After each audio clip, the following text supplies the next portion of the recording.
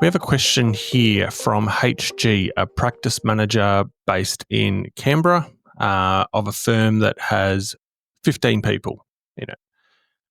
And the question is, we're considering commissioning professional headshots for all the partners. It seems expensive. Is this really worth the investment? Let's start by looking at the cost of the photographer.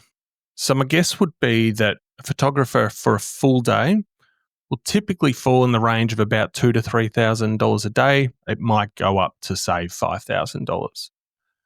For a half day, you might be looking at, say, $1,500 to about $3,000. And that cost will usually incorporate all the post-production, so the editing afterwards, the travel, any assistance that they might need to bring as well. So you're a 15-person firm. So my guess is at most that you have about 7 or 8 partners, and probably more like 2 to 4 partners. Over the years, I've organised a lot of shoots for lawyers across different firms, and I'd say you want to be allowing about 3 to 4 photos per hour, or 3 to 4 people, I should say, per hour. So you could fit in kind of 3 partners in 1 hour. If you have 3 to 4 partners, you're probably only going to need, sort of maximum 2 hours. If you're to get the whole team done, which I would recommend at least getting all of the lawyers done, I'd expect that you would need a half day. So it might take 4 to 5 hours to get all of the lawyers done.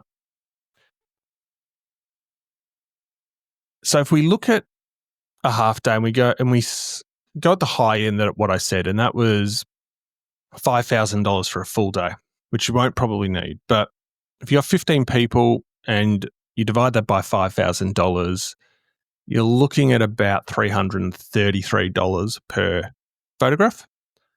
At that low end that I quoted, you're looking at about $133 per shot or per person. So if we meet in the middle, just to give you an idea of sort of what this might cost per person, I'd be budgeting roughly about $250 per person. When you think about that cost, as in isolation, $250 per person for their professional photo, it's going to be used across their website profile, their LinkedIn profile. It's going to be used if they go to speak at anything, really like across all your marketing materials. So if you're doing capability statements or maybe PowerPoint decks, it's probably going to be appearing there. Now, I look at it as the law firm, you're selling people. That's kind of it. So from my perspective, $250 for a photo that's going to last you a few years is an amazing investment. We're talking about a fraction of like 1 billable hour for most lawyers. I also think about what's the alternative, and the obvious one is sort of doing it DIY with your iPhone. But I think really, like, as I said, the law firm's selling its people. I think you can do better than that. I think where the biggest challenge for law firms and photography is, well, how do you manage smaller teams, or how do you handle it like if you're looking to grow and be adding lawyers on a regular basis?